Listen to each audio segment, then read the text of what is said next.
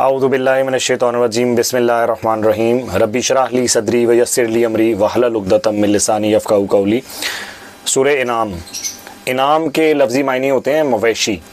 और सूरह इनाम का नाम भी जो है वो इसी निस्बत से रखा गया है क्योंकि इसमें जो है वो 16वें और 17वें रकू में तकरीबन जो है वो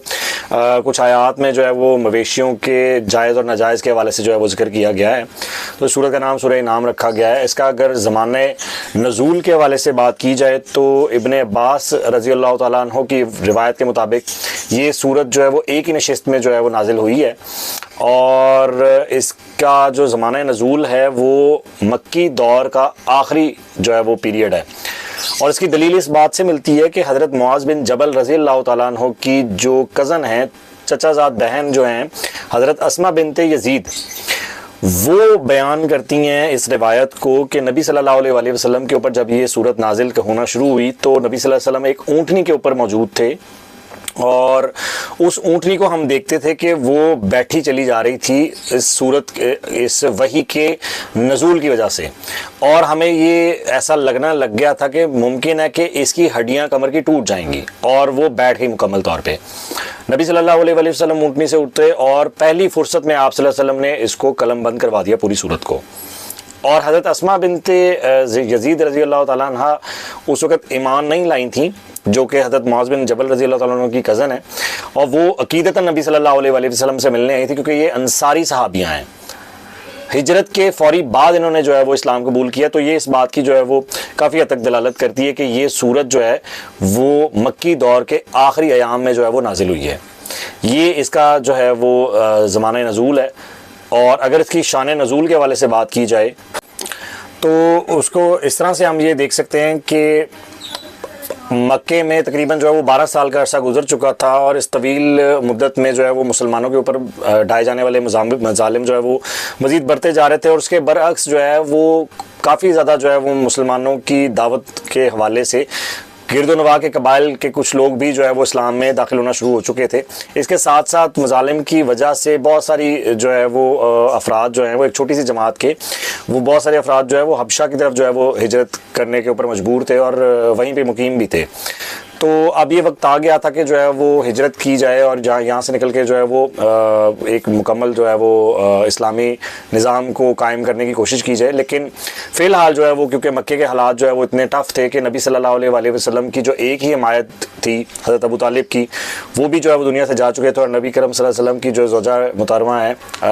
उम्मुल मोमिनीन हज़रत खदीजा कुबरा रज़ी अल्लाह तआला अन्हा, वो भी दुनिया से जा चुकी थी। तो ये हालात जो है वो उस वक़्त मुसलमानों के ऊपर जो है वो मौजूद थे।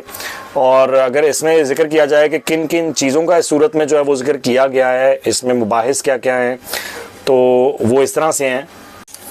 शिरक और तौहीद के ऊपर जो है वो दलीलें, इसके अलावा जो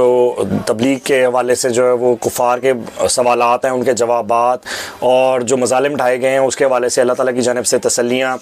और जो कुरैश मक्का की जानिब से जो है वो मुसलमानों को जो है वो दबाया जा रहा है उसके हवाले से उनको इत्मीनान और जो है वो हौसला देने की सारी आयात जो है वो ये इसमें मुकम्मल तौर पर जो है वो नज़र आती हैं। यहाँ पे इस बात को देखना बड़ा ज़रूरी है कि मक्की दौर के अंदर जो है वो ये पहली सूरत है जो मुकम्मल तौर के ऊपर मक्की दौर के हवाले से जो है वो नाजिल हुई है। तो मक्की दौर में एक्चुअली जो है हुआ क्या क्या था, तो इसको कुछ पोर्शन में डिवाइड कर लेते हैं, जिसमें पहला पोर्शन 3 साल का है, जिसमें सिर्फ कुछ चंद एक मखसूस अफराद जो इब्तदाई दौर में जो है मुसलमान हुए उनके ऊपर जो है वो काम किया गया। और उसके बाद जो है वो एक दौर आया 2 साल का, ये वो दौर था कि जिसके अंदर जो है वो मज़ालिम खुल के सामने आना शुरू हुए, जिसमें डायरेक्ट जो है वो नबी सल्लल्लाहु अलैहि वसल्लम की मुखालफत शुरू की गई। फिर उसके बाद जो एक दौर आता है जो 5 नबवी से लेकर 10 नबवी तक आता है, जिसमें जो है वो नबी सल्लल्लाहु अलैहि वसल्लम का जो है वो एक बड़ा हिस्सा गम का भी गुजरा, जिसमें जो है वो नबी सल्लल्लाहु अलैहि वसल्लम जो है वो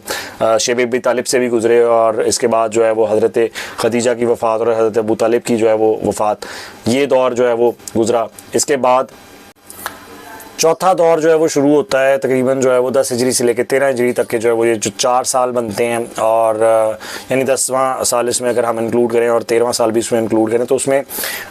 ये चौथा जो दौर है इसमें यहाँ तक प्रॉब्लम्स आ जाती हैं कि नबी सल्लल्लाहु अलैहि वसल्लम के नाउज़ुबिल्लाह कत्ल की साजिशें भी शुरू हो जाती हैं, और जो है वो उसके बाद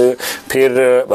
जो नबी सल्लल्लाहु अलैहि वसल्लम की ताइफ जो है वो हिजरत, और वहाँ पे जो है वो उनके ऊपर मज़ालिम, और ये सारे वाक़यात जो है वो उस दौर के अंदर जो है वो देखने में मिलते हैं। तो ये ज़रूरी है कि ये सारा पस मंज़र जो है वो मक्की दौर का जहन में हो, ताकि जो है वो सूरत को समझने में जो है वो मज़ीद आसानी हो सके। तो सूरह इनाम में जो है वो हम जब इन चीज़ों का पूरा ख़ुलासा अपने जहन में रखते हैं कि मक्की दौर में नबी सल्लल्लाहु अलैहि वसल्लम किन किन अदवार से गुज़रे, और जब अल्लाह ताला किसी चीज़ के हवाले से ज़िक्र करते हैं सूरह इनाम में, तो एक मुकम्मल पस मंज़र हमारे सामने आ जाता है इसके शान नज़ूल और दौर नज़ूल और इसके नाम को लेके, और सूरत को समझना हमारे लिए ज़्यादा आसान हो जाता है। अस्सलामु अलैकुम व रहमतुल्लाहि व बरकातुहू।